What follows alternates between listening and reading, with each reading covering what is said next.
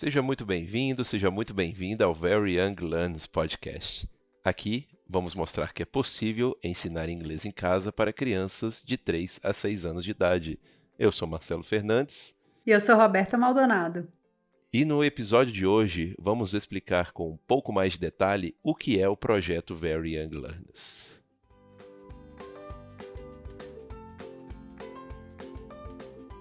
Então, começamos esse episódio perguntando: quem é Roberta Maldonado?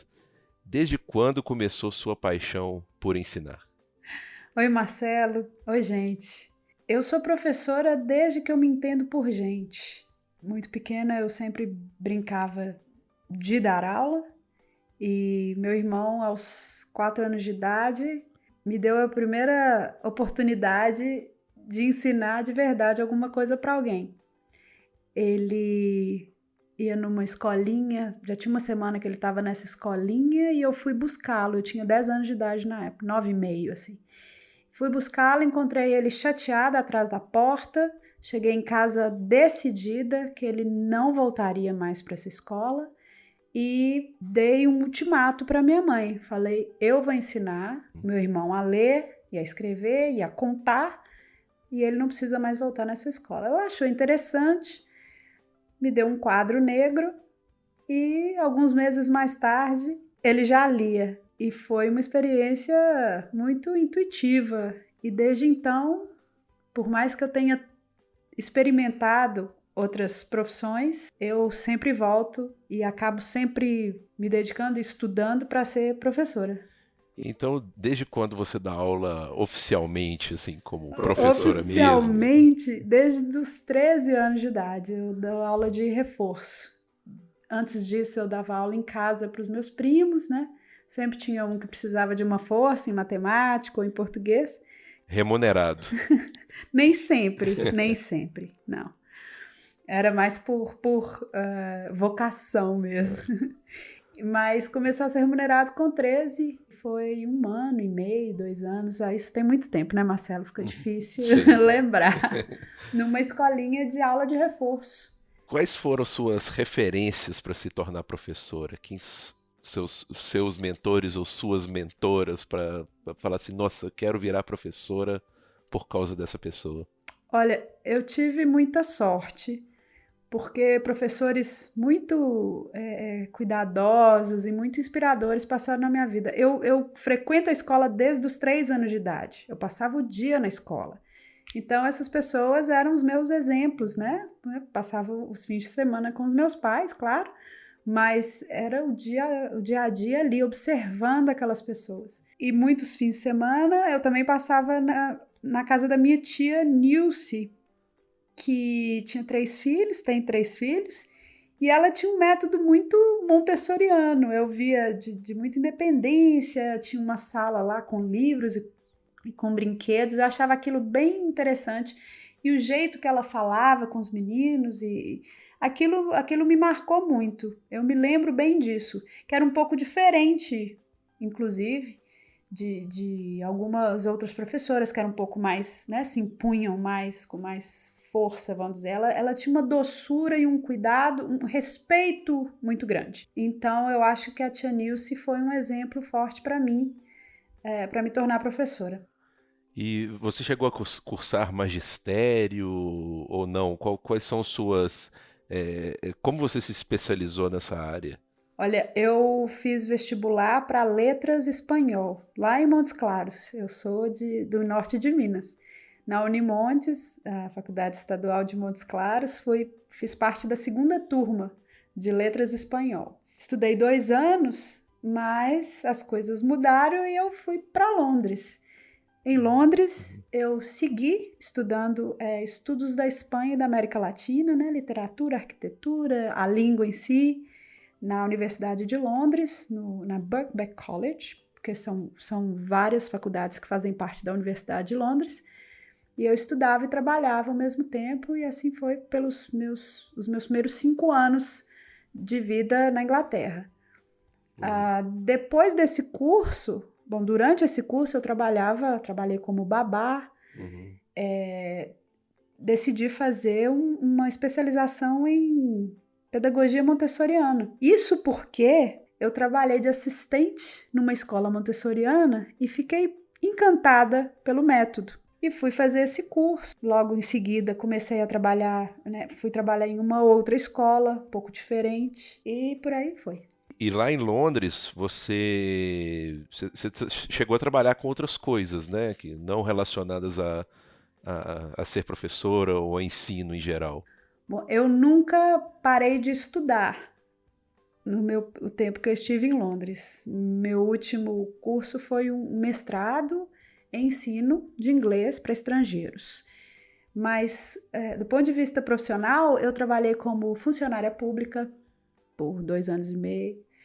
Eu trabalhei como manicure logo que eu cheguei, né? Babá, assistente de escola e hotéis, restaurantes, tudo numa ordem, não sei exatamente a ordem mais, mas por último, eu estava me dedicando todo dia ao mestrado, o meu último ano, que é quando a gente escreve a tese, e aquilo consome muito tempo e muita energia.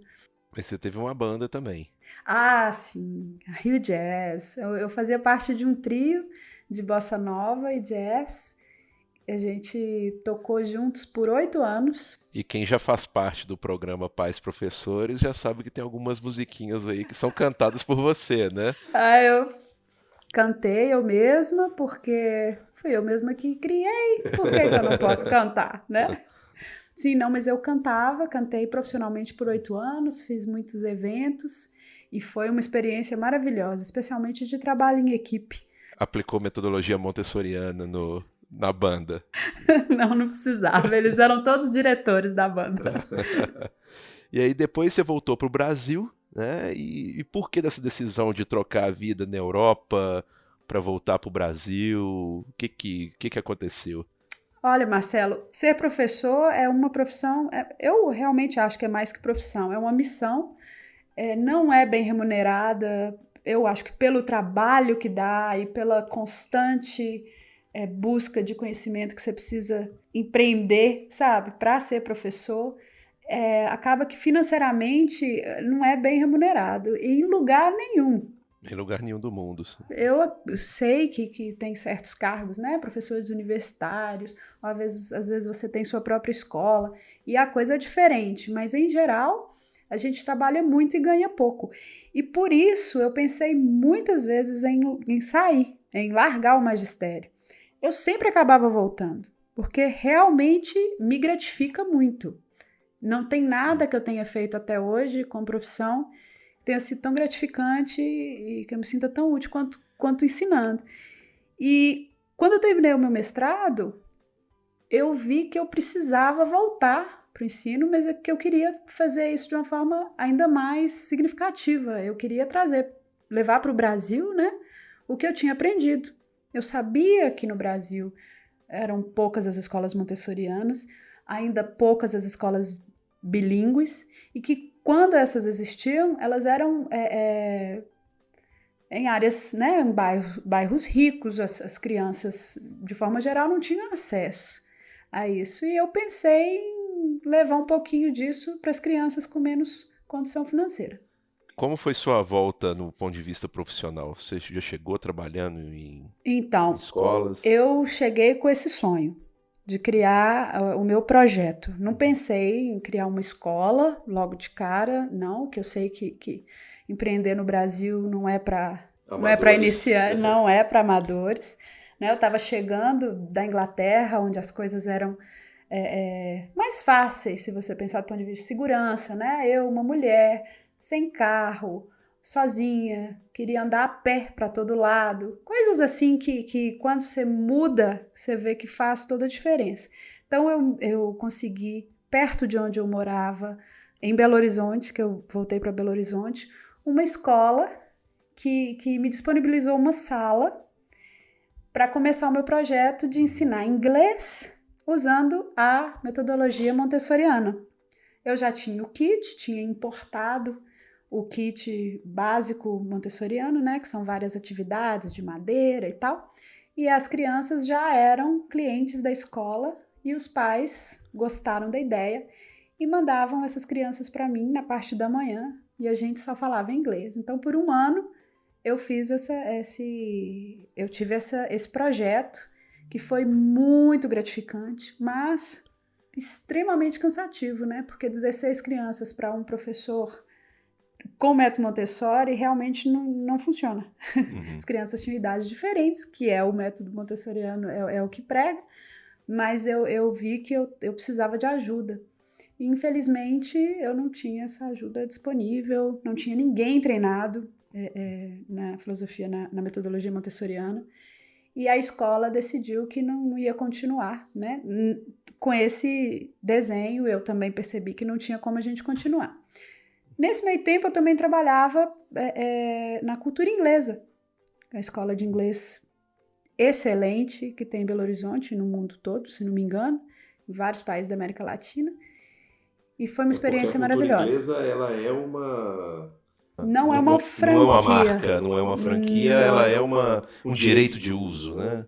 Eu não sei te explicar exatamente como funciona. O que eu sei é que a cultura inglesa de Belo Horizonte, ela é gerenciada, ela é de uma família, da família da Sandra Laucas, que tem uma ética profissional incrível. Eu fiz parte do time por quase 3 anos e eu fiquei muito feliz de trabalhar lá, sabe? A equipe é maravilhosa, a assistência, a estrutura, é muito bom fazer parte de uma instituição assim. Foi muito bom para mim. E foi lá, inclusive, que eu tive mais certeza do que eu queria. Né? Porque eu vi que trabalhando numa escola que te dá todos os recursos possíveis e imagináveis, porque hoje, aqui em Madrid, onde eu moro já há 3 anos, eu trabalhei em 2 escolas também muito conhecidas, né? Uma delas a International House, que não tem metade dos recursos que a cultura inglesa de Belo Horizonte tinha. Então eu sei que eu trabalhei numa das melhores escolas de inglês, provavelmente que existem. Sim. Eu falo isso para eles porque eu realmente acho que não é brincadeira, não é fácil e a gente tem que valorizar quem trabalha. Mas enfim, e mesmo assim eu senti que não era possível utilizar o método montessoriano num grupo de crianças de mesma idade que passavam só 1 hora comigo, né? 2 vezes por semana. Então, é um método diferente, né? Obviamente, eu abracei o método da escola, mas eu segui com vontade de disseminar o método montessoriano em Belo Horizonte e no Brasil. E aí depois, né, você comentou aí que hoje você vive em Madrid, e por que dessa decisão depois de quero voltar, depois vamos embora de novo do Brasil? O que te fez? Então, feliz no trabalho, né? Mas ainda certa de que eu tinha mais a contribuir. Eu me casei com você e a gente decidiu experimentar a vida na Europa. E teve um episódio também de segurança no Brasil? Sim, eu passei um susto, eu fui assaltada, né? Uma armada perto de casa. Eu não tenho carro, a minha vida toda em Londres foi usando o transporte público, eu gostava muito disso, e eu tentei viver assim no Brasil, na minha inocência. Sim, então, voltando um pouco tarde para casa, eu fui roubada, e aquilo me causou uma desesperança mesmo. Eu fiquei, porque eu não teria como seguir trabalhando, me sentindo segura. E eu me mudei de casa, primeiramente, né, para um lugar mais movimentado, mas ali eu vi que eu precisava de um pouco mais de liberdade. E a gente, como professor, trabalha muitas vezes em vários lugares, sabe, no mesmo dia. Então eu precisava dessa liberdade. E eu pensei, por que não na Espanha? Pois é, então quando que foi esse clique, né, para a criação? Que aí a gente já está entrando na criação do projeto, né? Em concreto, o que é o projeto Very Young Learners, né? Quando surgiu esse clique para criar o projeto? Então, foi um clique. Foi num dia, tudo veio juntinho. E até mesmo a coisa da música, que eu sempre trabalhei, veio tudo junto. Eu dava aula nessa escola para crianças de 4 a 5 anos, e nesse dia chovia muito, só um aluno veio. Esse aluno era tímido normalmente, ele falava pouco, mas nesse dia eu brinquei com ele, preparei algumas atividades, eu já tinha preparado para todos, e só ele pôde escolher o que ele queria fazer, ele pôde brincar o tempo que ele quis em cada uma das atividades, ele que me convidou para brincar com ele, tudo que eu planejei, preparei o ambiente e brinquei com ele a aula toda. E essa criança produziu mais, falou mais, sorriu mais do que nos meses anteriores que ele estava com a gente. E quando a mãe dele chegou, ele saiu gritando: mamãe, mamãe, você brinca de inglês comigo assim em casa? E aquilo, eu fui para casa pensando naquilo, feliz, né? A aula tinha sido um sucesso. Falei, gente, é aula individual. Acho que as crianças, elas precisam disso nessa fase, né? De mais atenção individualizada. Essa criança aprendeu muito hoje. E na semana seguinte, a mãe veio até mim e me perguntou: você me dá alguma dica? O que eu preciso fazer? Como eu posso continuar o que você faz aqui em casa com ele, né? E foi isso. No dia que eu tive essa criança, durante essa aula, eu tive o clique que a aula teria que ser, que para a criança realmente produzir e aprender de uma maneira divertida, ela precisaria de atenção individualizada. E quando essa mãe me perguntou, eu falei, não tem ninguém melhor para preparar essas aulas, para dar essas aulas, para participar, né, dessas sessões, do que os pais. As crianças já têm uma intimidade que elas... E isso ficou comigo. E alguns meses mais tarde, nascia o Very Young Learners. Tá, então explica pra gente, porque tem muita gente que já sabe, mas tem muita gente que ainda não sabe. A gente recebe muitas dúvidas aí sobre o que é o projeto. Então até por isso que a gente fez esse primeiro podcast de 2020, né, apresentando o que é o projeto, quem que é a Roberta, por que ela tem essa autoridade para falar desse assunto, né? Então explica pra gente, Roberta, o que é o projeto Very Young Learners.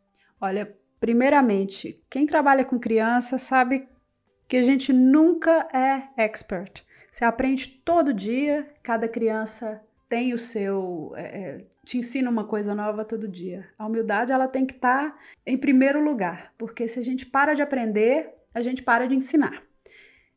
Eu não tenho filhos, então tudo que eu aprendi sobre crianças foi ou na universidade ou foi no trabalho, né? E o projeto Very Young Learners é para formar pais, ajudar pais a se tornarem professores, né? É importante, professores de seus filhos. De inglês e dos seus filhos, sim, unicamente, tá? Então eu quero passar para essas pessoas, para os pais que querem ensinar, querem começar em casa a ensinar inglês para os seus filhos, o que eu aprendi em sala de aula, né? E o que eu aprendi na sala de aula montessoriana também, na sala de aula de inglês e na sala de aula montessoriana, como combinar isso e passar para a criança da maneira mais divertida, né? Com toda a autonomia, incentivando a autonomia e todas as coordenações, né? A coordenação motora grossa, a coordenação motora fina, o relacionamento. Então, o projeto Very Young Learners veio para combinar a filosofia montessoriana com o ensino de inglês. Tudo isso focado na criança de 3 a 6 anos e focado nos pais, que, vamos combinar, é quem melhor conhece os seus filhos, né?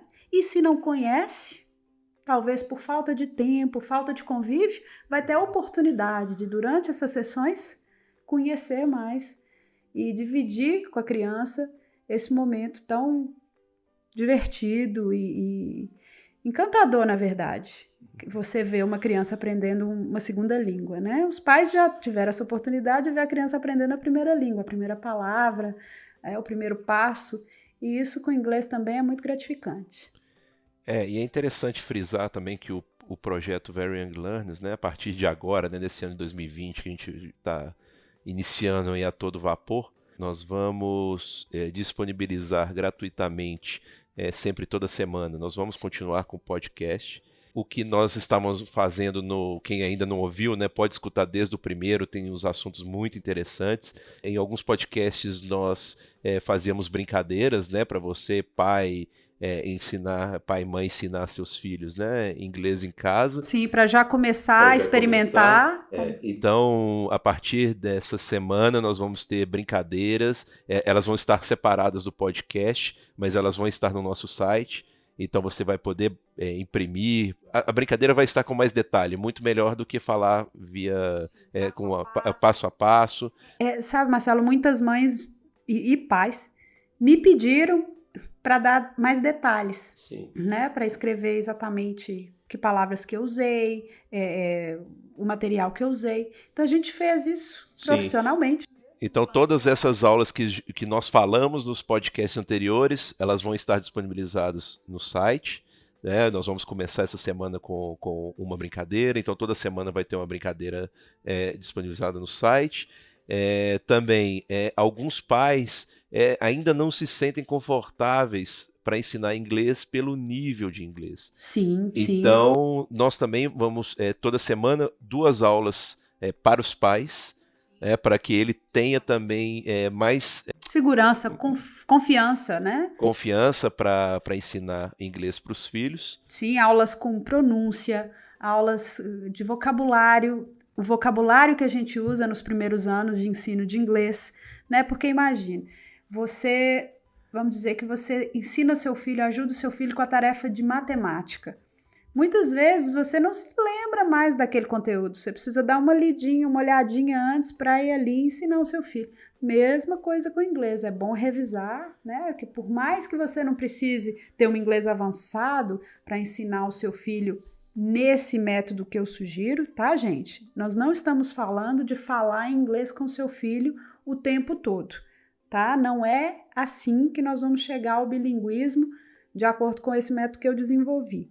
São sessões curtas, são sessões divertidas, são brincadeiras que você vai ministrar em inglês com seu filho, tá? Com materiais que vocês produzem. Para isso, para tal, você não precisa ser um nativo de inglês e nem precisa ter um nível avançado de inglês. É claro que você tem que seguir desenvolvendo seu inglês e tem um mínimo que você precisa saber, tá? Mas se os pais ainda não têm certeza que eles têm inglês suficiente, nós vamos disponibilizar tanto um teste quanto as aulas para que eles vão se preparando para começarem, porque todo o tempo é valioso nessa idade, de 3 a 6 anos, é uma janela para a linguagem e a gente não pode perder, sabe? Se a criança tem boas experiências nessa fase com o inglês, ela vai virar um autodidata.